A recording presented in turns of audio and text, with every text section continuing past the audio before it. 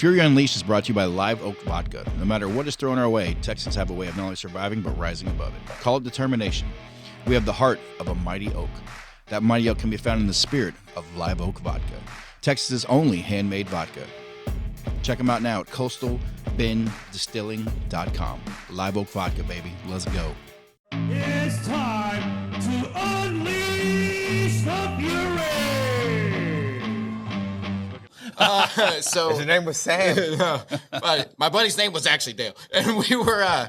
He had stole Everclear from his dad's cabinet. Wait, it gets worse. I'm sure it does. His dad always drank like White Russians, so he was like, "Dude, we'll just put this in milk." Oh, God. So we got we got on the roof. Eat some cottage cheese with it. And we were drinking Everclear in milk. Oh my God. And that shit started to curdle, dude, like in my stomach. Dude. The next thing I know, like we're both hanging off the side of the roof, just fucking hurling. In middle school? Yeah. In middle school? Yeah. Holy. I grew up different than you, doggy. Yeah. Listen, man, I couldn't imagine my middle school kid drinking Everclear and milk right now. Really? Fuck no. I couldn't imagine my high school kid doing it. We were sheltered like a little bit more than Rich. I think I tasted my first beer when I was 18. Diego, when did you taste your first penis? Never. A beer. I meant beer, Diego. Penis beer. Penis beer. When'd you Diego, he meant Probably beer. 17. Did you say 18? Yeah. 17? Yeah. I'm a fucking degenerate. I think I It was was 18. younger than that. I couldn't say. Okay, I know when I had my first taste of beer. That's what I'm saying. No, I was like 8. Oh, man. Maybe when I had my first taste of beer, maybe my dad might have let me, first- when I was like 10 or 11, just try it just to see how My shitty first it was. there was no way I was trying to enjoy it at that My age. first solo, this is your beer. 18. I was 10. What a loser. I was 10. Have you ever seen that meme of like the kid holding a cigarette and a beer? That was Rich. 10 years old. Yeah. Yeah. Hey, No congratulations. wonder you're an alcoholic. I don't know if I'd say alcoholic. Nah, Rich is no alcohol. I would say dedicated He would say he only drinks 2 to 3 a day, every day. maybe 6 to 7 days a week. I'm like an athletic binge drinker, See? meaning, like I'm here to compete. Yeah. If you don't exercise those muscles, you Right. lose it, man, and then Right. you lose your tolerance. Then you're fucked. So That's you really just have like to. exercising the tonsils. Yeah. It's one of those. You know, you got to exercise the tonsils. Is How it? does Diego Is exercise it like the that, tonsils? Eric? It's one of those things like I can go with that. Like I don't have to drink, but I also don't have the. I don't like, have to stop either. I would say like a good friend of ours. I don't understand the ability sometimes of like 1 is too many, but 300 is not enough, and you're just gonna keep going. You're gonna keep going. Hey, I will like say a cold one every now and again. Eric has more control than a lot of us, as I've seen him walk into a room with all of us and go, "Nah, no shots. I got Y'all can stuff call to me do." whatever you want. I walk into the room. At the same time, passing off a shot to everybody else. At the same point, Wayne and I walk into a room, it's like, "Oh, y'all got shots? We're doing shots? All right." Why wouldn't we take No, these? I would be rude not to have this shot. You know what? Shout I out to love our how homie. I feel in the moment. Yeah. I hate how I feel the next day. You got to rehydrate. I dog. never get hungover. Bro, it takes a whole day for me. That's from that dedicated I drinking. have to work You do. and do shit and respond to messages and emails and make phone calls, and I can't do it Rehydrate. when I'm laid up in bed and I'm like, dude, I just don't feel like getting For up. me to be Ruins my hungover, workouts. Can't do for me it. to get hungover, like I really have to be close to like alcohol poisoning. Like I've got to have really fucking. That comes from hammered. drinking beer since you were 10. Yeah. That helps you. Yeah. I mean, I don't know what my liver's gonna look like at some point, but Imagine how it looks now. How does it look now? oh, it's fucking corroded out. I'm sure. Like it looks like Hey. a domestic violence. Why are your eyes yellow? milk thistle? Take Yeah, milk dude. thistle. Yeah, that's scary too because like I see Every these, day, take milk I've seen these thistle. guys like you all know somebody's Yeah, why like are you on jaundiced? dialysis or some Why are you shit like jaundiced? that. Oh, dude. Oh no, the like that's scary, but at the same time, it's not so scary that I don't keep from drinking. That's why you buy Listen, stock in I- dialysis companies. I think you would have to drink a bottle of this every day. I think. Maybe 2. Every day. No, one Every bottle day. a day would fucking kill you in probably 10 years. No, Shorter or longer? I don't think it would. And then I don't think it would. Yeah, because I guess it depends on what you do outside of there. Are Well, I you can working tell you- out? Are you sweating? You in the sauna? I had a pretty good run from fucking? like 20 to 30 something. Shit like Really? that. Where I Now was- listen, if you drink and you don't fuck, you'll die. Oh, that's true. Yeah, That's true. that's a scientifically Ladies- proven fact. Yes. Ladies, So, wives, ladies, listen, spouses, you guys guys. hear that out there? This is important. Your man will die. If you don't give him none, Don't after the test drink, this. Don't try it. Don't take a Don't chance. test this. Don't take a chance. If you love him, don't lose him. There you go. Guys, if you drink, make sure you get some ass after. You will die. I have to. Yes. Yep. Scientifically proven fact. Yep. Yeah, man. Growing up in New Orleans, everyone drinks really early because like that's just I mean, that's in It's another Vegas. part of the scientifically proven culture. fact. Yeah, it's just culture. Like every culture is kind of different. Well, I mean, let's be honest. If we're in Vegas and we're coming into the casino at 9 a.m. headed to Wayne's or something, Yeah. everybody's drinking. Everybody's drinking Everybody drinks in Vegas. all the time. Early Yeah, and late. and late. Yeah, it's. I like it. I don't know. I like, and it's weird because one of the things like coffee. I don't drink coffee because it makes me feel any different. I feel tastes good. no different. I When, don't, I don't either. But I just That's like just drinking a my. habit. It's a habit. I like drinking my coffee in the morning. That's what I'm doing as I'm driving in. Me too. You know, I got a coffee somewhere, probably out there. It's just things become habit. It's probably on the toilet. It could be. You guys, have y'all done like a shower beer? It's been a while. You've had a shower beer, right? Dude. Yeah. If you haven't, you're not living. The barracks. Yeah. You've never had a shower beer? No. Really? Have you ever had a golden shower? Well, Well, listen.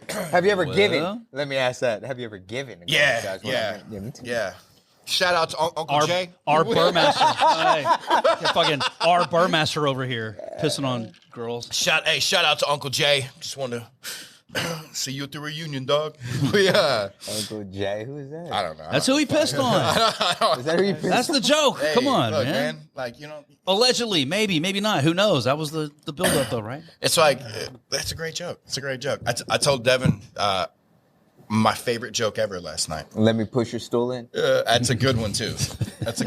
Solid training day reference. You go to a bar. Sam- you ask some guy, Sam would you already like me to took push off. your stool in? Is that how it goes? Yeah. You at the bar? Yeah, Let's see. Let me something see. like Who's that. this? Mind I'm if the I Pan- push your stool in? I'm the Mind if I Pan push American your stool in? champion of the IMMAF 3 years in a row. Give me a fight in your next event. Send me your info, dog. Like, I'm not going to message you. Message me. Hit us up. Send me your info. Send me your tapology. Actually, We've had quite a few guys from MMF come out and fight for us. Go to the Lester Fury Botchard website and Jr. fill out the application. You can do that as well. One of the biggest. You can do that as well. You can go to the Fury website, furyfc.tv, and fill out that application, and Eric or I will take a look at you. I probably won't see it. There's a good chance. There's Probably a won't good see chance. it. We get a lot of them. Definitely get a lot of applications in there. You guys hey, aren't tracking people down on Instagram? Hey, shout out Raheel Ramzazanali. Just hop up in the chat. Hey guys, if y'all have any questions for the guys, make sure y'all drop some in there. Let's talk about this Fight Pass Invitational, man. Fight Pass Man. Invitational. We're already at 9. What an exciting event that was. Crazy, right? 9 events. I still think the first one was the best. I still think the first one was the best, although we're going to Quad clearly be teams. biased. Well, hey, you're coming up on a milestone. The 10th is next. Yeah. So you got to outdo one on that one. 6 next year. Hey, shout out to Steven Tecci, man, has ran with this idea, him and Claudia. And they been are fantastic. Yeah, putting together some really cool matches. It's really been cool to see fantastic. as well. Like when you and I first met Tecci, no interest in jiu-jitsu. No, like he wasn't doing jiu-jitsu. He wasn't in it. But like Dude, he's got a black belt now, right? No. Practically. he Is he a did. purple belt? He's a blue belt. blue belt. Yeah, he did exactly what you kind of hope. I hate to say older, but like older generation of Hey, people do. hey, You master. hop in, you fucking love it. Yeah. He and you ran commit to with it, man. Dude, he changed his life. Drink He the changed his Kool-Aid? life. Oh, He's in great shape now. Yeah. Physically, he looks great. Most mentally, like Yeah, he's out there. you feel good. He's Yeah. out there competing, winning medals and shit, and he has dove everything into this Fight Pass Invitational.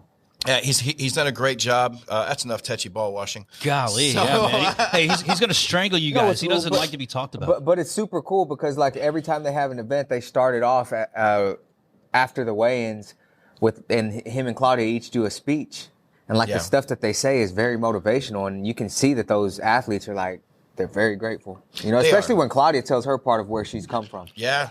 Like Yeah. it's amazing to see how this sport and what they're doing is truly going to change people's lives, especially everybody that's competing on those cards. Yeah, I had a brief conversation with Mike Columbus the other day, or Columbus, how the fuck you say it? I don't know. I've done. He taught you how to shoot pitchers? Yeah, for sure. It's spelled the way you say it, but Columbus, everybody right? calls Yeah. him Columbus, though. Yeah. So okay. And it was just a brief. It was his birthday the other day. Wish him happy birthday. And we just kind of quickly started talking about how much jiu-jitsu has changed just in the let's say 15, 20 years that we've been around it. And now you look at they're the only benefit jiu-jitsu for years was you'd get a medal that you paid for. You'd go pay for jiu-jitsu, you go to do a competition. Now, you can legitimately have a career as a grappler. Now, again, you're talking about the 1% of grapplers are very tippy top. Yeah, are making a career out of it. But more than ever, you can actually get a payday for going. Well, the cool thing is that if you can actually make it to the Fight Pass Invitational and get invited to the show and you do well, how many of the people on the card have we seen come back over and over and over again? Like the last 3 shows have had the Canutos on it for sure. Right. And they've won every time. They've also had, my mind is blank right now. What's the guy that Cody Steele went against and he just competed again? Gregory Rodriguez? No. Oh, you're talking about, again. the guy, hang on, it was, I got it right. He's good. Ronaldo Jr. There you go. Yeah. This is his 3rd one in a row. The dudes they're getting paid. They're getting compensated great. They're performing. You get to come People out know who they are. and look for a week. You get to live kind of like the experience of a UFC guy. They're at the PI training. They're doing photo shoots. They're Pick you doing up from the interviews. airport, shuttle you to the hotel, cover your flights, cover your hotel. It's a really cool experience. I do think currently it is I hate to use the word standard because we're 9 events in. But I think overall, when you look at it, it is the best grappling event that's put on. And the most consistent. And with Fight Pass committing to 6 events next year already. Look, honestly, when we first did this, it was like, well, let's see what goes. Maybe we'll do another one. Remember, it was like and it would pop up here and there. Well, we've already got a calendar planned out for next year. Dana came out and said we're doing a reality show next year of it. And it's growing. It's awesome to see Fight Pass and the UFC get behind it. And look, that charge is being led by Techi and Claudia, and they're putting together some great matches. The main event, the first ever competitor signed to UFC Fight Pass as an exclusive competitor, Mikey Musumeci, defeated Felipe Machado. Now, listen, if you're not a jiu-jitsu person, that match was probably boring to you. What do you think about the shit that him and Gordon are talking? About the PEDs and stuff? About each other, right? I like... It was funny because Gordon was there commentating. Yeah. While he was Rich is finding the line so he can tiptoe around it. Yeah. I like... Yeah, I like Gordon's stance to a certain degree on PEDs. Yeah, he's going to do it because it's not illegal. It's not illegal. Plus, there's not one playing field. It's you can not. do it too. Yeah, it's not. You're not in the MLB. There's the MLB. There's the ML. There's all these different brands. You can be IBJJF. You can be ADCC. You can go compete at WNO. You can compete for flow grappling. You can compete for whoever. There's 1,000 things you can go compete for. So the rules aren't standard. The judging isn't standard. And what you can do and you can't do isn't standard. You can go compete in, let's say, WNO and be juiced to your fucking tits. IBJJF, you'll get popped and get banned for 2 years. Like Rich is. Yeah, you'll get banned for 2 years. Are you juiced to your tits? I will be. But also, Gordon's right. Nobody wants to go see deflated athletes who aren't at their physical prime competing against each 80s other. WWF. It is. Hogan must pose. It is. People will pay to see that. And Gordon Ryan is that guy. Nicky 1,000%. Nicky Rod. Nicky Rod says he's clean. He's done the test on more plates for dates, and I got to believe him because He the way it passed went down. Yeah, the smell test. Like whenever you look at him, you don't go, "Oh, I yeah, think he's jacked." He's on one of the genetic juice. freaks. He's a He is genetic jacked, freak. but Yeah. I don't know if he's on anything. But... Now you look at a guy like Mikey. Mikey's lean as you can get. Like for 138 pounds, he's as lean as you can get. Do I think he's on? Again, what is a performance enhancing drug? Is creatine performance enhancing? Yeah, but that's why I don't like that term. Right, performance enhancing drug. Come on, man. I look at it kind of like I looked at Barry Bonds. Barry Bonds is the greatest baseball player we have ever seen and probably ever will see. Like, it's not even close. Like, you look at Shohei's great season this year he had. Yeah, it's like the 11th best right. season for Bonds. If Bonds was playing now, he'd be the first billion-dollar player. Yeah. Like, these guys are signing $750 million. They can't sniff his jockstrap. And so, like, they can't. It's not even close. And he hit the ball further. Yeah, but he still had to put the bat onto the ball. He still had to do the actions. Same thing with Gordon Ryan. All right, Gordon Ryan's bigger and stronger, and he can last longer than everybody else. What she said. Well, you're big, you're strong, you know jiu-jitsu as well. So now, is he just he can go a little bit longer? Man, he's still got to do it. You still get out there and do it. You still have to put in the work. I'm not mad at it. I would be what I would like, I'd like an even playing field. Mm-hmm. I'd like all or none, but I'm also okay if you cheat and get away with it. Optional. Like, it doesn't have to be mandatory, but it's available to you if you want to, kind of a thing. That's how I feel about it anyway. Wouldn't it be the same thing like in the NASCAR motors and all that? Don't they, refine their machines and the engines and, you know what I mean? Don't they modify a bunch of stuff? So NASCAR's cheats a lot for sure. But what they do is everybody gets it. Let's say it's a stock 350 motor. Well, then they started having to go as far as like your car has to weigh a certain number of pounds. You can't reduce it. You can't take these things off. So a lot of it comes down to driver skill. But I'm sure somebody is still cheating somehow. Like, listen, there's no sport people don't cheat. Like, that's why the term cheaters is there. I don't even like that term. Okay, if you steal a playbook or something, if you like break in, you steal something. Okay, that's cheating. But like trying to gain a competitive advantage, right? That you didn't think of, right? Is that cheating? I mean, hey, you took a thing. I didn't take the thing. All right, well, fuck you. Sorry, that's on you. You didn't get caught. Oh, yeah. But all I know is that during the time Barry Bonds, Mark McGwire was good. Was it because that was like freaking awesome? It was the greatest time. Yeah, it was the greatest time. And I think, listen, I agree. In MMA, in combat sports, there should be no steroids. I don't agree because I don't want a jacked up Brock Lesnar punching like that's ridiculous. Right. That's a little crazy. I do think there should be levels. I think we should have a baseline of levels that you should be under. And since we're talking about jiu-jitsu, I mean, there's not striking, there's not like kicks, there's nothing like that. So to your point, it is a combat sport, but it's not a combat. There's different levels to everything. So, no for MMA, for BJJ, just go one way or the other. Or leave it like it is and let people cheat and you get caught, man. I'm fine with that too. I like having bad guys in the sport. You have to have them. But the sport is growing crazy. Mikey Musumeci looked great. It sucks that he didn't get a finish because I just don't think people realized that was a fucking high level match, man. Felipe Machado, I believe, is an ADCC gold medalist. His ankle was shredded. You see him at the end of it, like you could hear it popping and shit. In the co-main event, heard it? I think that's what makes it hard for BJJ to gain like a bigger following is a match like that. Yeah, it's great if you know what you're watching. A lot of people don't know what they're watching. Well, that's what they're trying to get this is boring. Oh, man, get people to figure it out. They didn't even get a finish there. Yeah, I think but it's because they're both so good. The main event and the co-main event didn't necessarily sell jiu-jitsu because they both went to overtime. Right. But there's fights that don't sell MMA. Like you see when we go to a decision, it's not an entertaining decision. It depends who you are.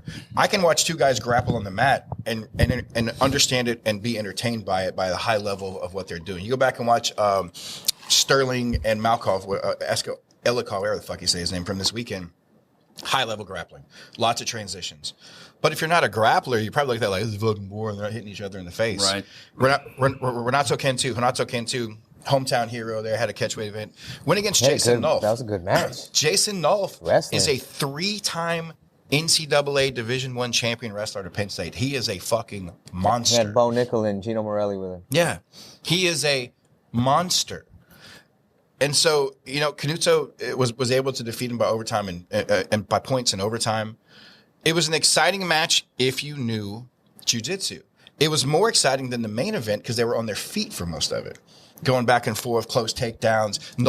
Dude even carried him in a triangle. Cartwheel. Yeah. Walked him out of bounds. So it was really, really fun to see that event. Awesome. We mentioned Ronaldo Jr. earlier, submitted Nick Matea. Raquel Canuto submitted Michelle Oliveira. That's a fucking tough match. Tough match. Michelle was doing really well until she wasn't. Ryan Aiken defeated Gabriel Almeida. Maggie Lira defeated Gino Canero. And our guy, Fury superstar Damian Anderson, submitted Sandre Silva rear naked choke in overtime. Damian is fucking good, dude. Yeah, Damian. He is. He knows it too. No matter where Hard you work put pays him. off. Yeah, I mean, Seaman Hands is out there submitting people. He'll knock you out. He'll do all of it, man. Like he's very entertaining to watch. What a great nickname too, Seaman Hands. Who gave him that? One of the guys His on the teammates, I think, or teammates. It was something. Demon Hand, wasn't it? It was, They call him is. I Seaman. don't think they're going to be calling him that. You know, He shares in the everything that says UFC. Seaman Hands. I know. I saw. I don't think they're going to I call saw him he that posted either. a Bruce fight Buffer's poster. not going to say that. That's what I'm saying. Like on the UFC, main event or whatever, they're not going to yell that. You'd be all right. Nah. Bang. You'd be all right. It'd be an underground nickname for us diehards that know him and love him. Hey, rounding out the card, Lucas Lira defeated Michael Pixley and Lavina Barbosa defeated Shelby Murphy. And as we mentioned, 6 matchups for next year have been 6 dates. I apologize, have been announced for next year. So it will be cool to see as the calendar rolls around how this goes. Last week as well, guys, we had UFC 310 go down. Did you guys watch the fights? Yes.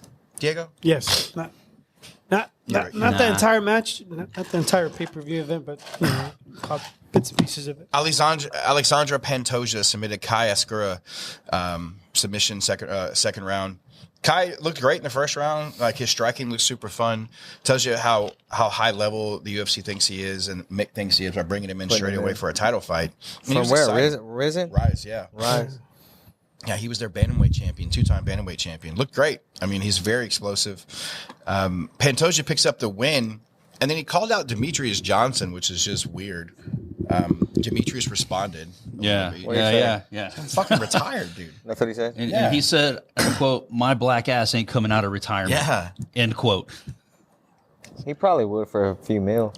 No, he said on his podcast they offered him $2 million. Oh, wow. If they did? That they offered him $2 million. Yeah, he's saying that's what he was I offered. know. Why not? Because he's made plenty of money in his career. Everybody has a price. They're probably not willing to pay the Listen, price man, tag that it would take to get him How out. much money is too much money? How much money is None. none? Not enough. None. Not enough. None. But I mean, Money runs out eventually. Tyson went through what, $250 million? Tell that to the federal government, pal. Before he had to start all over. again. when you look at Demetrius, I'm not very fond of them, Wayne. his Money never situation- runs out for them. His situation is different than like a John Jones. John Jones is still active, so like he's still, it makes sense for him to have the Aspinall fight. It doesn't make any sense for Johnson to come back. He's been out for years from the UFC. Yeah. King Johnson. He's like 38, and I heard people talking about. Didn't they Pantoja's- trade him? He did. One back in the days. I mean, Yeah, bucket of towels and Ben Askren. yeah. I mean, I can't believe it that. kind Ben of tells you what they think about his ticket selling and He didn't pay-per-view sell draw pay-per-views, ability. is what That's it what I'm was. saying. Yeah. Well, to be fair, I think there's only been a handful of champions that people actually got behind and supported. Mm-hmm. No one gives a fuck about Pantoja. I don't know why. He's very good. He's exciting. He's got a good look to him. He finishes people. But, I mean, people loved having Brandon Moreno as champion. Like, he's a very likable guy. I don't think they cared about Figueiredo. I think Davison. Figueiredo was fun in the fact that he was knocking people out, but I don't think. I think you're right. I don't think people cared about him. Like he just wasn't. I mean, obviously Connor's been the biggest, right? As far as Yeah. pay-per-view draw and people Like, wanting to see. I'll give you an maybe idea. John Jones. I'll give you an idea here. I think Connor. Yeah. When you talk about popularity amongst the 125ers, Alexander Pantoja has 315,000 followers on Instagram. Shit. He's already the second. He's probably the second greatest flyweight of all time. He has the second most title defenses. When you look at the top 10, he's beaten everybody but one dude in the top 10. Does he speak Some of them English? twice. It's a little bit there. So you talk about that. Moreno has more losses, has lost to him twice, but he has 2.2 million people watching his eyeballs just on IG. It is a popularity contest. And Obviously, in everything you do, that's what it is. and for whatever reason, in the 125 division, Pantoja just isn't popular. People just don't care. I don't know I was more excited to watch Shavkat and Ian Gary. Me too. Than I was to watch Pantoja, and I'm a big fan of the 125 division. I think they're fun. I like watching them, but I worry. I don't think we'll get in a situation where we're a few years ago, where Mick cleaned out a whole division and was getting rid of people. And I mean, Mick can do whatever he wants. Mick can do what he wants. He'll start that bitch over and have nothing but excitement. But that's the problem. Like my boy Josh Van. Pantoja is exciting. Josh Van said he's ready for Pantoja. He said he's ready for Moreno too. Maybe. Huh? Ready for Moreno too. He posted that on IG. I saw that. And Josh Van's fun. That dude is super fun. Just on the surface, you want to be like, no way, you're not ready for that guy yet. But we've seen him before call out guys that we thought he wasn't ready for, and he always excels. I think when you look at Pantoja, his fighting style doesn't help him. Submission, but then it was decision, 2 submissions, decision. Like he gets a lot of decisions, and it doesn't help you. Versus you look at a guy like Moreno, and I want to say Moreno before this little run. Now there's last 3 decision. Before that TKO finish. It's hard to get a finish in the 125 division. Yeah, it's not easy. Yeah, especially with the level of talent that you're facing, man. Even down here, it's starting to be like that. Yeah. Now I do think. Dude, I would love to watch Josh Van fight Pantoja or Moreno, Steve Ursig, something like that. One of the top guys. Yeah. I think Van probably has the best boxing in flyweight division. Like his hands are clean. I don't know. Moreno's got good boxing. He does. Man, it's close. I don't know. I'm going to lean towards Van. I'm obviously let's make it happen, biased Mick. as fuck toward him. I don't think that fight happens anytime soon. I don't think it needs to happen anytime soon. But Van just broke into the top 15. Yeah. Okay, and Moreno's got to be top 5. I want to say Moreno is like 3. Probably. I'm thinking top 3. Like 3. So we don't need to. We don't need to see it right now, but hopefully, maybe 2 fights in, maybe. Moreno's 2. Okay, Moreno. Royval's 1. Josh Van is, as of today, number 15. Nice. Wow. Congratulations, man.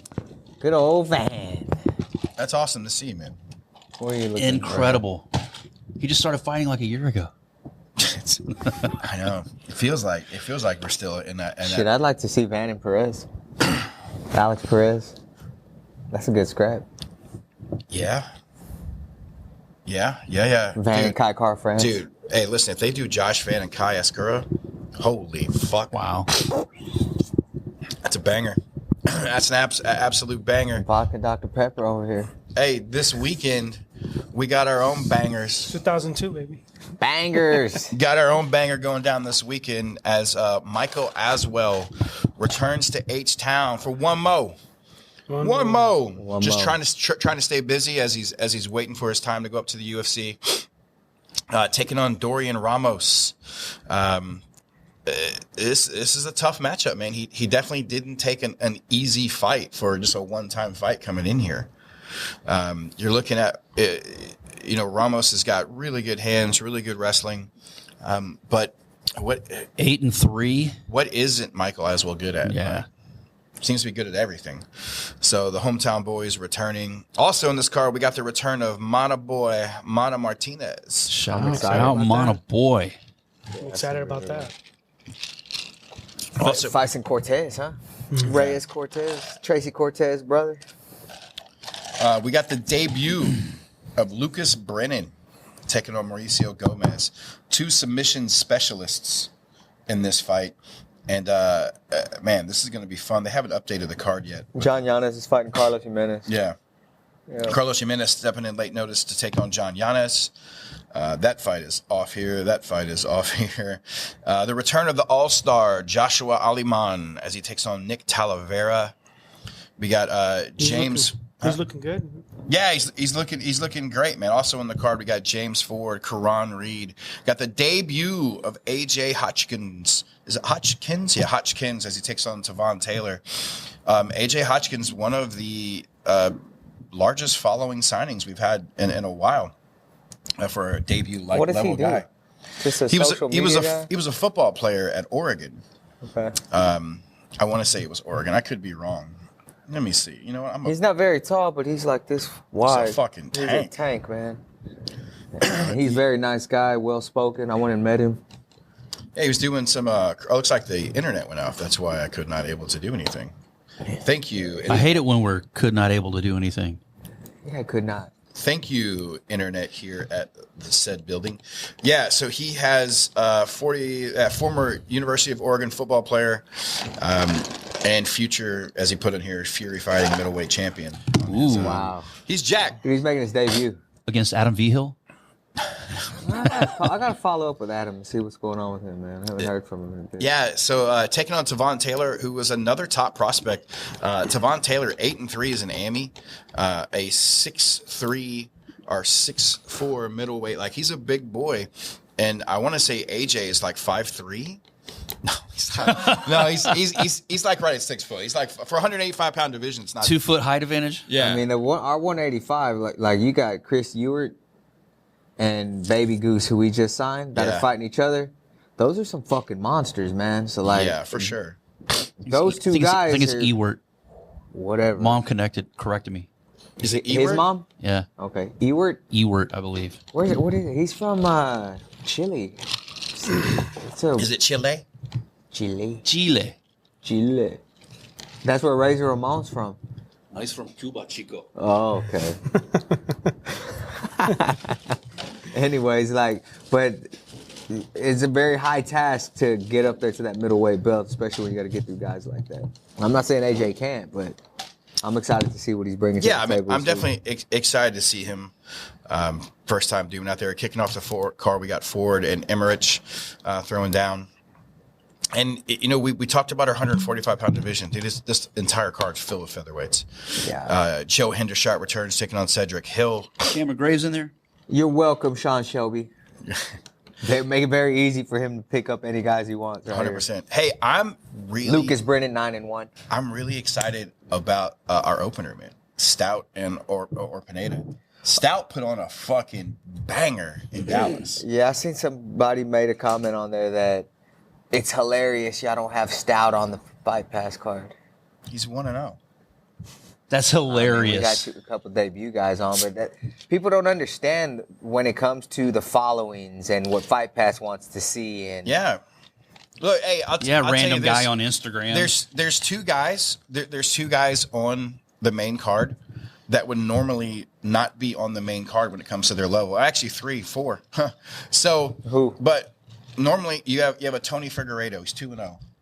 He's exciting. He's fucking exciting. Knockout of the year candidate. And he's fighting a guy that has 17 fights. Yes. So he's a knockout of the year candidate. Different. He's taking on a guy with a shit ton of fights. And I'm sorry, at this point, we almost can't put him on the prelims. Like, he's just too exciting. Like, the excitement is there. You've got James Ford and Emmerich. James Ford's 2-0. I'm telling you now, people watch him because his fucking wrestling is exciting and his boxing. The dude is fun to watch. You know what they have in common?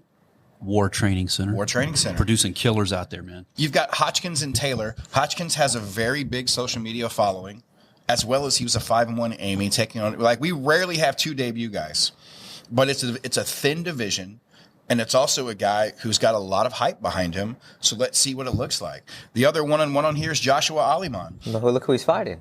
Joshua Aliman's fighting a 5-2 guy, and up until this point, like, you go look at any of Aliman's fights, you're going to find a highlight. The dude is exciting. He's a fun kid to watch. So, like, when we're putting these guys on here, and his loss is to Tony Toro. Yeah, come on, knockout of the year candidate. Yeah. Like, come on, man. So, I look. Hey, I like your passion. I like the fact that you want to support your guy and see him out there. Yeah. The same thing goes when we're doing these end of the year awards. So we announced last week, hey, DM us, let us know who you want to vote for, all this stuff. Yeah, we had like 2 knockout of the year candidates, and we had forgotten about Tonio and Rosenberg. Yeah, I knew we were forgetting a good one. If the voting, make sure you guys understand this. When we ask you to vote, we want your opinion. It's going to factor in to what we're doing. But you're not the vote. You're not. It's not the deciding factor at the same point. Like, if all four of us say it's A, but 91,000 of you said it's B because you all like the guy, that doesn't necessarily mean it's true. Like, I'll give you a great example of this. I had probably 200 DMs for Sebastian Orvides to be the fighter of the year. Okay, let's do this. Love Sebastian. We all are massive. Rookie of the year. Yeah, rookie of the Fury year. Rookie of the year. Even then, Hey, that's a great idea. Yeah, even he's not the only candidate I though. know. He only had 2 fights. Yeah. He had 2 fights there all year. Both of them didn't get out of the first round. Very nice submissions. Which is Great- impressive. Yeah, great fight. But it's hard to say he's a candidate of the year over guys who were winning titles, who had 3 and 4 Come victories. on. Yeah. Let's be objective. Yeah, it's hard, but listen, if popularity was the way, Damian Anderson's fans would have voted him for everything because they voted him. I got 300 messages about Damian Anderson, tagged in a bunch of shit about Damian Anderson, and that's cool. I love the excitement, but you gotta have a little bit of reality to it as well. Someone voted for Mia Graw again. I'm like, she didn't fight this year. What are we doing? Yeah, we all love Mia Graw. Yeah. I mean, come Somebody on, voted she's for not in Juan contention Adams. this year. I voted for Juan. Somebody voted for Juan Adams. What? No. I said, did y'all mean Terrence Chapman? Yeah, that's a good one. They meant That was a nice call back there. They meant Terrence Chapman, but it was Juan Adams. They were asking for. Ridiculous. Oh, shit. Shout out Terrence Chapman. My boy Terrence. He's fighting again soon, right? Yeah, he's on the San Antonio card, making his pro debut. Let's go. Making his pro debut. Good for Terrence. Good for old Terrence Chapman.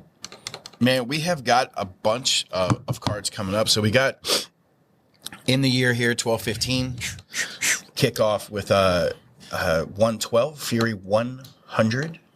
CN. Yeah, That's going to be a good one. yeah. We've already announced the card.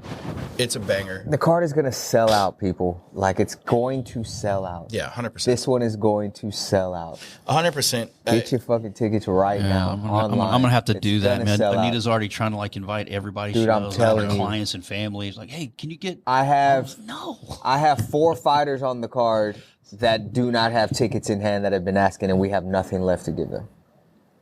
So, and Sounds like that's because we were thinking about trying to squeeze Sebastian Orvides in there and Lester Botras Jr. It's like, man, they're not going to be able to sell any tickets if we put them on the card. And those dudes are big draws. Got to move the venue. Toyota Center. No, I don't think we need that. Maybe the Revenge Center would work. for this Maybe. one. Could do it. Bert Ogden. Bert Ogden. Yeah, well, you know. That Rosenberg. Boeing I Center. was just thinking about I wish that Rosenberg. venue were here in Houston. Boeing Center. Yeah, Boeing. That's Center my would be favorite nice. venue. Is it? Yeah. By far. I can't say it's my favorite. Boeing Center is my favorite. It's cool. I think I'm with Eric on this one. It'd be cool if the like, look of the Boeing Center. I'd like the electricity thing to be a little cooler and work. That would be cool. No, I don't really care about that. Golly. If it was cooler, Yeah. just loud. Dude, that was the biggest flop I think No, but we've the ever last, produced. the last show we did there, Yeah. it was fucking packed. And Yeah, the energy man. was great, man. Man, I really, Wait till we do the fight for the troops there. I think Has that been announced yet? No, no, I think no. you just announced it. you just We're announced going to do it, though. Diego. I lean towards. I still. Wait till we do fight for the troops. I lean there. toward. I think Escapade's my favorite venue. Well, we do the most there. We're very comfortable It's there. home base. Don't It get is me wrong, home I base. Yeah. love it, but like for the visual, the aesthetic, the vibe, and everything, man. Boeing Center, I don't know, man. Techport. Rosenberg and Bert Ogden is a close second. Bert Ogden. I wish that were closer to here. I wish it Yeah. wasn't like 6 hours away. Rosenberg is cool, but we couldn't. Oh, yeah. We couldn't rig there, so everything was ground support. And if you, I mean, the Galveston venue looked cool when we. Community supported it. They dug it. If we could if we can get around that issue, I think at some point we could pack that building in didn't- Rosenberg and we would like it We like we didn't like the feel Boeing Center. Rosenberg the way we filled San Antonio the week. I think Galveston's. But Rosenberg was 5 days from a show that we did in Escapade. Sure. So we kind of shared the crowd. Exactly. Galveston's And it, cool. was Still our, did well. it was our first event Yeah. at that venue.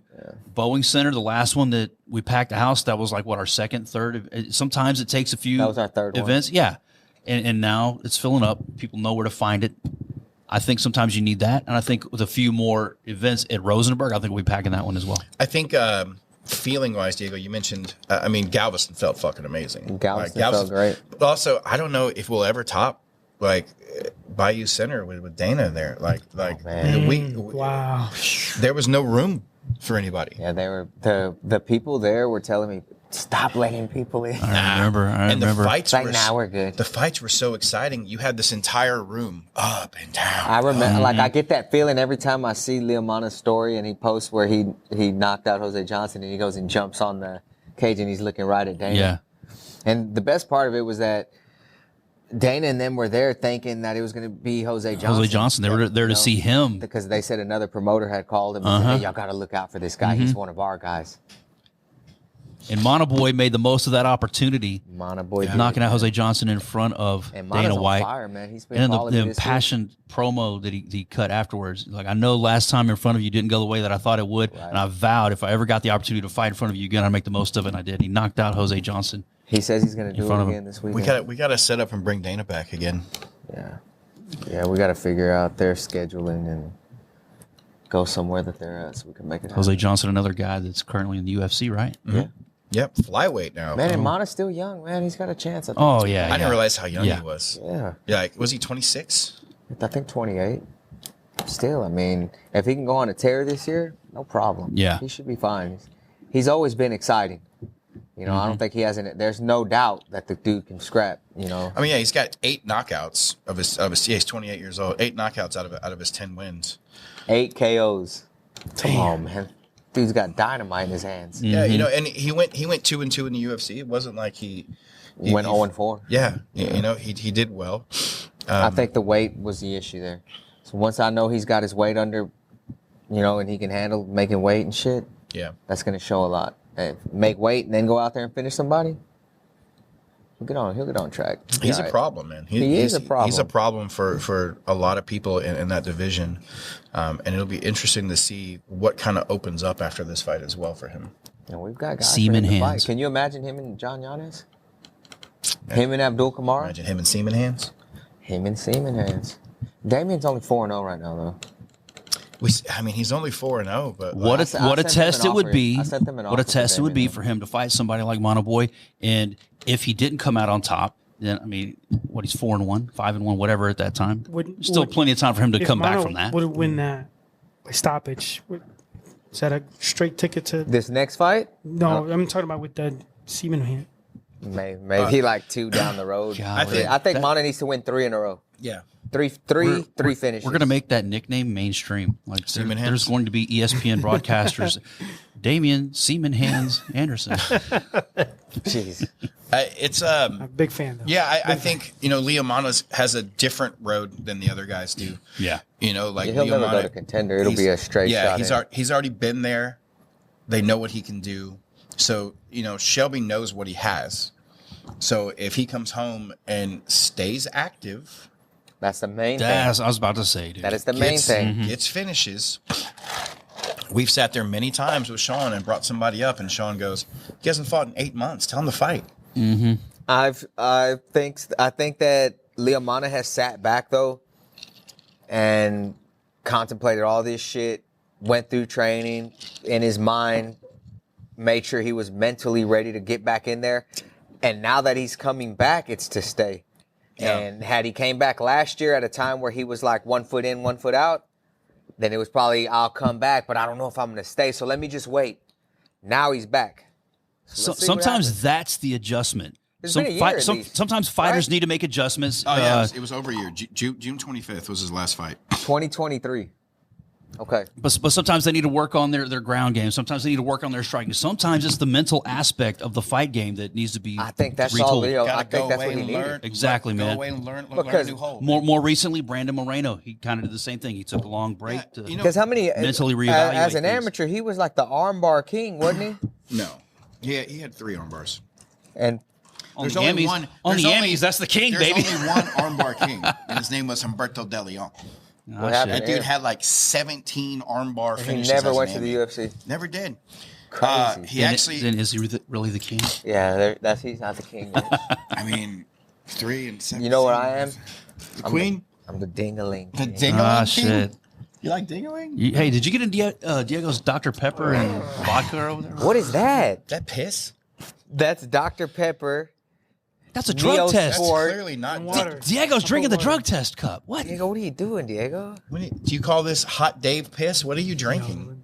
Evian water with the Mio Sport and a little bit of Do vodka. you realize that's Rich's backwash water that he spits in? That's Is just, it really? Yes. yeah, that's just my spit bottle, dude. Oh, shit. What are you doing, rough. Diego? Got all this quality alcohol courtesy of our sponsors, Live Oak, Texas Vodka, and Howler Head Whiskey, the official Diego's gonna flavored be bourbon of the calling UFC Danuna on the way home. and Fury FC. And you should, Diego, on the way out of here, maybe give Chris Danuna a call, 713-257-8889, just in case. Store it on your phone. Maybe you don't need it now, but maybe you need it in the future. 713-257-8889. Diego's like, I got connections. I don't Maybe need to when call you're him. leaving the massage spot at night, you call Chris Danuna when they pull you over and make you pull your pants up. Pull your pants up, sir. Diego, pull your pants up. We're gonna, you know what? We're gonna play. This is a new segment. All right, come on. This new Let's do segment. it. Let's This do new it. segment is brought to you by Young LA. All right, Make sure you go to Young LA and check out their great stuff for the young folks. Got all the workout gear you can possibly need. You got some cool stuff coming out for our ring card girls. Hey, we have no idea what's about to happen. Me and Diego. You see how Eric and changes Rich his are all work? in. I have Make no sure idea. you check out the video. So Diego, in your other career, you know, you are involved in the ways of enforcing law. So we would like to ask some questions. He makes it sound so dirty. As someone who may be in trouble with the law, just get some advice from Galveston's Batman. All right, you ready? Yes.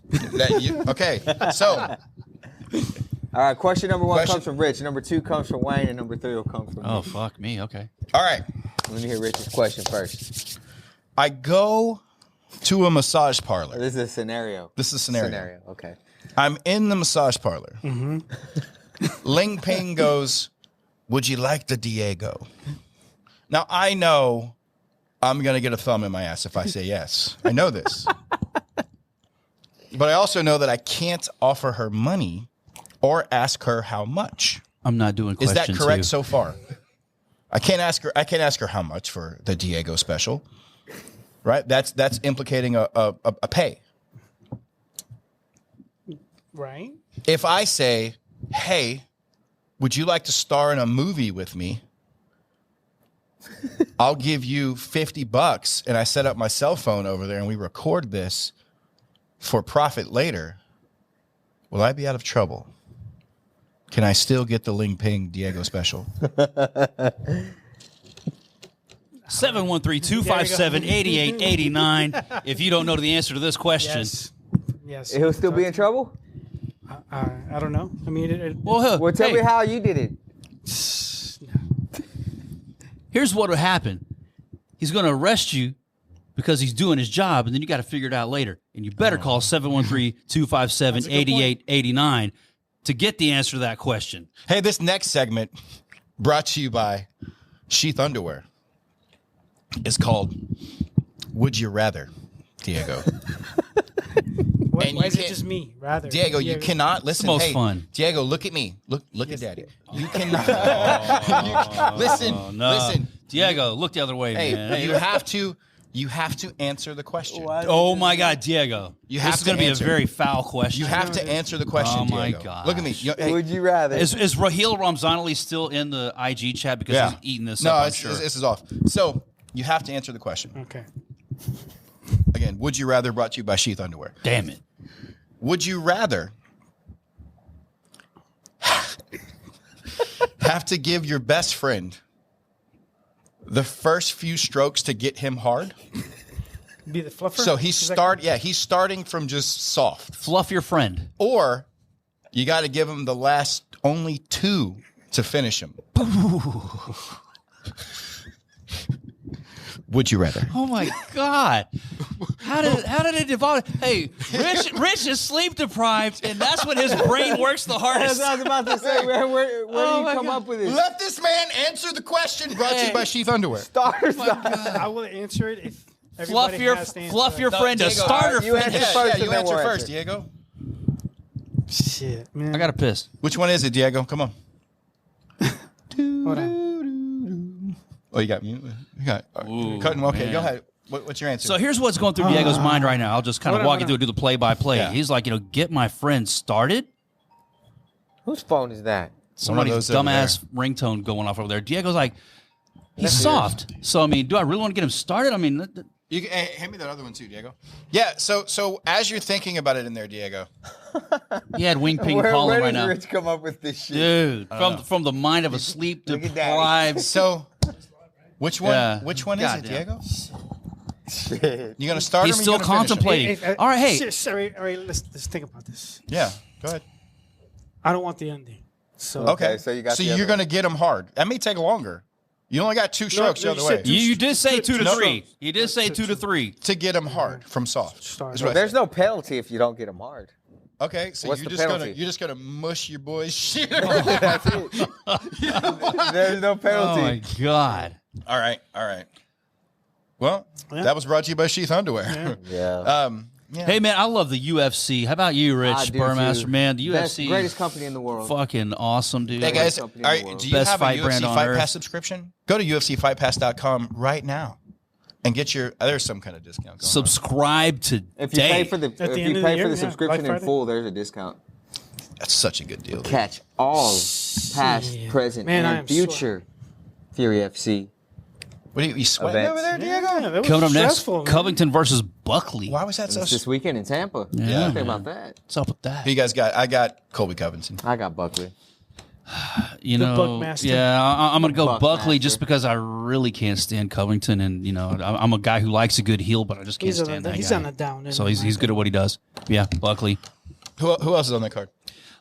That's a great question, Rich Burmaster. I'm glad you asked. As I scroll through these pop-ups and try to get somewhere, we got Billy Quarantillo versus Cub Swanson. Always go Cub We're Swanson. not there. We're not there Always yet. go Cub Swanson. Bruno Silva versus Manel Cape. I have no idea, but he's the 9th ranked flyweight in the world. I think Manel is out of Angola. By Jason? I don't know. I'll take him if he is. Cool. Dustin Jacoby taking on Vitor Petrino in the light heavyweight division. Yeah, you got to go that way. And then our guy, Fury FC vet, the former bantamweight champ, Adrian Yanez, who just met Ric Flair, geeked out. Yeah, that's right. But see, they don't put the tilde over his name. That's why I've been mispronouncing it forever, and nobody's been saying it right. Adrian Yanez taking on Daniel Marcos. Clearly, I'm going to go Marcos here. Marcos is the favorite. Fuck that. Marcos is favorite, but dude, my money's on AY. I'm putting money on you. Oh, of course. He's our guy, man. I've never bet against him. I've told the story a bunch of times. One of the first questions I got asked years ago at Legacy, we were doing a weigh-in at a hotel off of 59. I forget which one it was. And there was a sports show there, and they were asking, hey, who's going to be like the next big star in this group? And Adrian Yanez walked by. And I remember on the card, Chico was on the card. There was a bunch of people on this. Adrian Yanez walked by, and I saw him, and I was like, that fucking dude right there. It's like he has dynamite in his hands, and he's a way better grappler than people could ever actually imagine. And years later, this dude, he may be the best boxer in 135. Like, he may be the best boxer overall. That dude has got tremendous hands. Yeah, Adrian's tough, man. And also, who we got on there? We also got another Fury vet, Tuco Tokos, taking on Navajo Sterling, who, according to his picture, man, I don't know if he's passed away or if the fight is off, but the coloration is like way off. It really is weird. That's weird. But yeah, Tuco Tokos and no odds.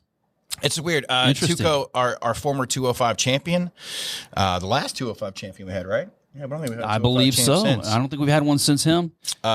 Hilarious dude, man. Dude, that's so fun to hang out with. Yeah. I hope he gets the win, just so he can get an interview, because he's gold on the mic. That's the only reason. Yeah, Tokos? Man.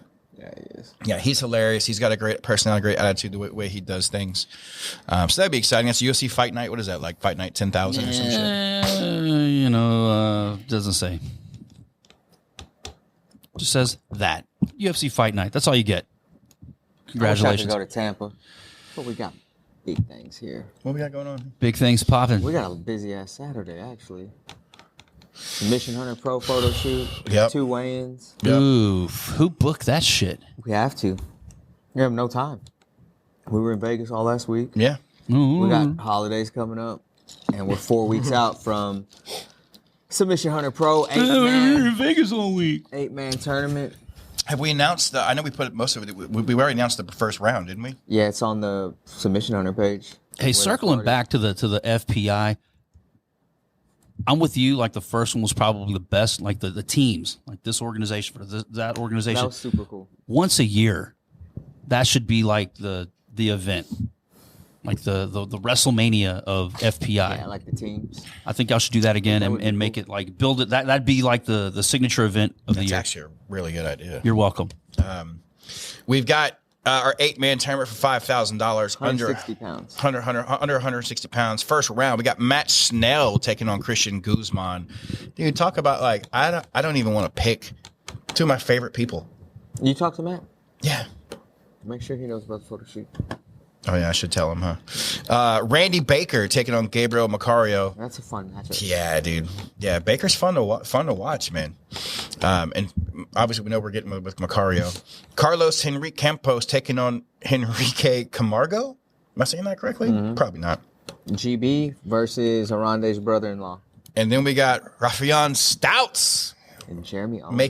making his Fight Pass debut as he takes on Jeremy Owens. And listen, Jeremy Owens on paper, as you're looking at this, That's maybe the best kept secret. that dude. Jeremy Owens. He almost We should walk out he there. almost He he should. almost armbarred Oliver Taza. Oliver Taza. Yeah. Shock- Jeremy, if you're listening, you need to go to listen to Pearl Jam.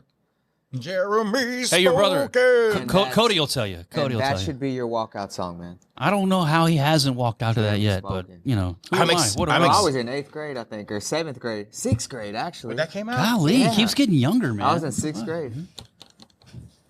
Huh. You know. I remember hating middle school listening to that song. Was that album 10? I think it was 10. Yeah, it was off of 10. That's the, when- the that's greatest when- Pearl Jam Yeah. album That's ever, when still to this day. MTV used to play They still music played videos. music. Yeah, they hadn't Now given up all on you music fucking see yet. is ridiculousness I 24/7. don't know what the fuck's MTV. happened. I don't have that channel even Do in you my think kids would watch memory, man. music videos anymore? They're always on tablets. I would watch music videos. Too. Hey, if they did them like, they did back in the day, you would. Bro, you know what used to come out a lot? Nothing but a G thing. Hey, so listen, Pearl Jam 10 came out in 1991. Yeah, 91. So I was in. I want to say I was in.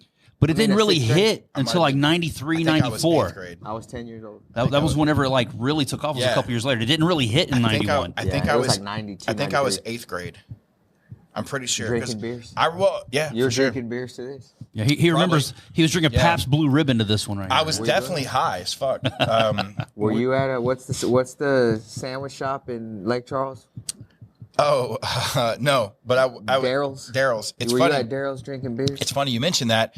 When I heard this, I was actually at Daryl So sandwiches. I was going to Bro, I was going to All right. Marrero Middle School Marrero. in Marrero, Louisiana. Marrero. And Where is that? I've never heard of that. it's town. right outside New Orleans. Okay. There's some actually like some old raps about it. Anyway. Relatively close to Bell Chase, I'm sure. Yeah, but, yeah. but like even 15 smaller. minutes, So, 15 okay. minutes, That's 15 minutes from Bell where Chase. Weezy grew up. A little further, but so I was there for a few months with a family I was placed with. So I was there out there, and I was going to Marrero Middle School.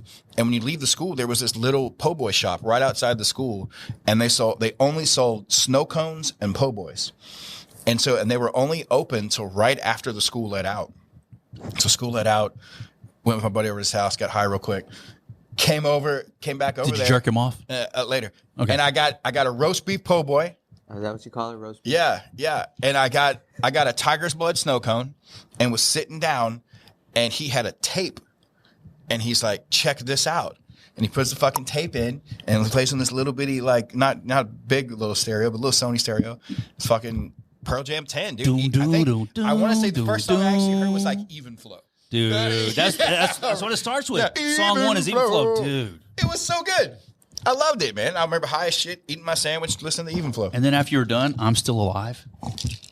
Goddamn. The whole thing, Goddamn, black. pal. Black? Oh, I mean, come on. Diego, That sounds racist. you were what, 32 when that album came out? It's a sophomore. Sophomore in high school? At 32? Yeah, are you that much older than Rich? How old are you? I'm 49. Oh, 45. Okay. 48. Eric's the young buck here. Young gay buck out in the field looking for other bucks to fuck. just out there rutting. Wow. Just out there rutting. Why not? Nah. Just rutting. I'm trying to think. 90s. That was like, yeah. I think that's when everybody about that age started really getting into music. I got into music pretty back early. whenever the NBA was still relevant and mattered and competitive and fun to watch. So I'll tell you this dumb story that it kind of encapsulates like the 80s in that time too. It was like 88, and I lived with my great grandmother for a little while, and she knew I loved music. I was always into music. I had albums that I loved. Here's a new one for you. Here's some Ray Charles. We had a reel to reel. Job sucker, listen to this. Reel to reel stereos. Mm-hmm. So what is a reel to reel? Reel to reel. Yeah. Yes, dude. I had an older brother. Who I lived with then, who he knew. Like he was a music dude. Like he was all into music Like and put shit. you got to put the track up on the deal. deal. Feed it over feed here. The strip through and wind it, and then For it's music? Yeah, it's like a cassette tape. Yeah. But before cassette tapes, it's huge. So he had albums and shit that we'd listen to. So mom though was into music, and so for Christmas I had got not a Walkman, but like what pre-dedicated Walkman, the tape versions. I guess they were Walkmans too, right? Yeah, I mean that's what we all end up calling them. Yeah. So she went to a garage sale. He goes, "I got you some new music to listen to for your machine." I'm like, cool, even better. She brought me back Kenny Rogers. Okay. Oh hell. Stuck on you. Oh no, that's You got to know when to hold them. Know when to fold them. Set the gambler. Then she got me Dolly Parton. He didn't turn that shit off. And there was Dolly Parton. Yeah, and there was Foghat. Oh, Yeah. dude. Listen, dude, they were all on fucking 8-track. Man. They were on 8 tracks. I couldn't play them. Yeah. I couldn't do anything with them. What but is they just Foghat? sat there. Remember Foghat? No. Dude, slow ride, take it easy. You've never heard Fog? Oh, dude. That's like the early 80s anthem, I think. Like early 80s. Late 80s, there are different songs, man. The Outfield comes to mind. Josie's on a vacation. Come on, dude. Yeah. There are 80s anthems. Foghat, Slow Ride is one of those. What about this? If I can get it to play. If I can get it to play real quick. I've never even tried This awkward silence brought to you by. Huh? Did those guys make any money? Probably not. Probably not. They got taken advantage of like a lot of artists did back in the day whenever record labels ruled the game. And now we're about to get shut down. There's been a lot of people. Gotta talk over it a little bit. A lot of people have been diddled to this in the back seat as they're driving. Like just a little bit of diddling back there. All right, Say, Diego. Are getting them chub ready? Wow. Come on. I just want to make love to you. I don't know what that is. Man. I'm listening to shit on the way home. Yeah. That one's going into the Apple Music file. So when you were growing up, what was like your favorite music to listen to? Crisscross. Okay. All right.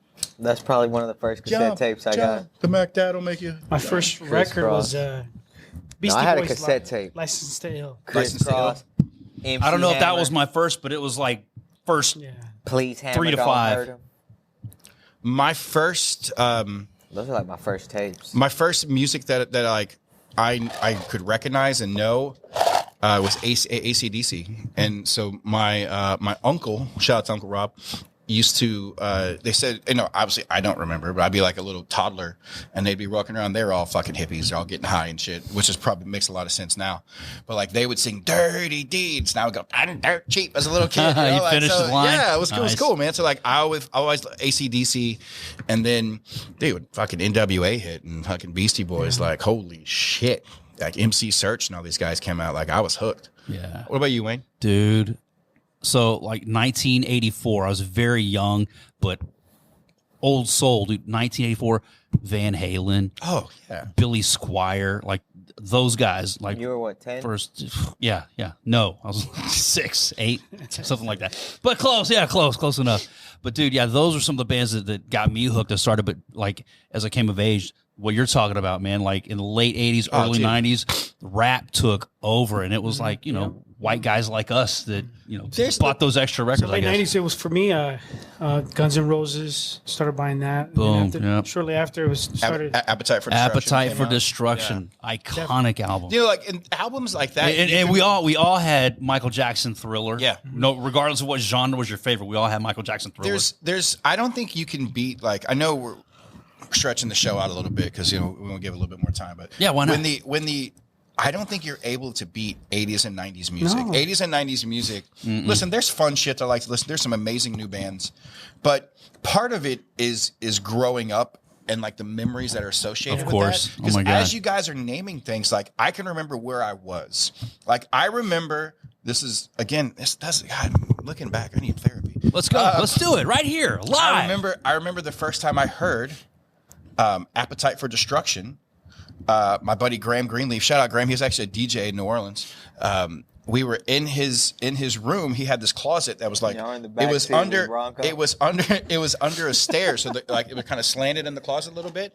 And he didn't finish Rich off, but he got him hard. Well, I was definitely hard because we would steal his dad's Playboys. And we'd go in the closet and read the Playboy, like look through the Playboys, you know, dude. Yeah. Who among us does not have that memory? Like you go to hang out at your buddy's house and, hey man, my dad's got the thing in the closet. I know where the box is or whatever. You go, you find the magazines and the films. Yeah, and you'd always like, you would try to like snatch one to take home just in case, you need something to do. But like I remember we were there, and that's the first time I heard Appetite for Destruction. Like he put it on. We were playing Appetite for Destruction. The first time I heard like Metallica Black, I was at my other buddy's Michael's house. Like I just remember, like you remember where these things were. That's the power of music, man. Yeah, I don't think there's a better time than like the 80s, 90s music, man. Come on, what beats 90s R&B? Nothing. Dude. Nothing does. Nothing, man. I got a whole playlist. Hands down. Jam on the way up here. You got any Guy on that? Yeah. Let's chill. You know he's got Keith Sweat on there. You gotta have Keith Jodeci. Sweat. You got some Jodeci on there? You could put the whole Jodeci, that first album. And regardless of what R. Kelly Forever My did. Lady. Dude, yeah. But hey, for sure. every song For sure. on 112. Jodeci, Forever My Lady, every song, you just put that on your playlist. Oh, man. Yeah. Plaything. Oh, come on. It wasn't even a hit, but 112. dude. It's hard to, but at the same point, like, it's really hard to beat like 90s hip hop or, dude, 80s metal. 80s metal was amazing. Yes. 90s hip hop. Fucking 90s country, 80s country. Like, it was awesome. All of that shit. It was awesome. This is dude. why we vibe when we hang out, man. Yeah, we dude. got all this common stuff to talk Yeah, we about. should just fucking go drink all day. You know Fuck what? it, let's You know just- what? I got to pick up my son in a couple of hours, Just fucking and then we got a Christmas thing for Avea tonight. But you know what? We should probably not. Let's just go. No, let's go drink all day. We should all get divorced. Yeah, just, It's just so much work. We should all do it like Diego does. Yeah, Diego, what do you do? Like, do you use separate? Is it a separate phone? oh, man. Do you have like? Does she need like? How do you get away with it? Is it Cricket? You got a Cricket phone? What is it, dude? Is it WhatsApp? Are you Tell on the WhatsApp? secret. How do you have two wives? How do How do you you? do it? Two completely separate What if I lives. could have a course that I could sell? It's called You Too Can Buku. You too can buku with Diego. Hey man, Galveston Batman. I'm assuming we're gonna have one more show Next week. Are we gonna have a show next week? Yeah. We might as well. Who knows what we'll talk about, but we'll do it. Yeah, we'll do one more show. Well, actually, we'll be able to. If you guys can stay out of fucking Vegas long enough to produce a show. Maybe. Wednesday Maybe. or Thursday next week. All right, so we'll do it again next week. Hopefully, I think we'll be able to announce some of our year-end awards at that point then, because we'll know after 12/15 if anything's changed.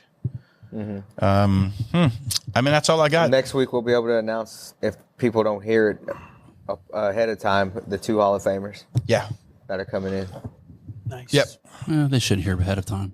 They might hear it from the guys because we're gonna let them know. We're taking your advice. Well, that would be some bullshit if they let the cat out of the bag. Let them know gonna like let the them week know. before. No, we are letting them know soon. Just The so week that before. it's not going to be public. We're just letting them know. I know, but if you let them know and they start telling people, Well, that's not cool. you know, Sign them to an NDA. ooh, and the NBA. Yeah, And FFA. if you can do that. I don't know what's happening. We're done. Hey guys, my mind is telling me no, but my body is telling me the time for talk is over. This has been Fury Unleashed.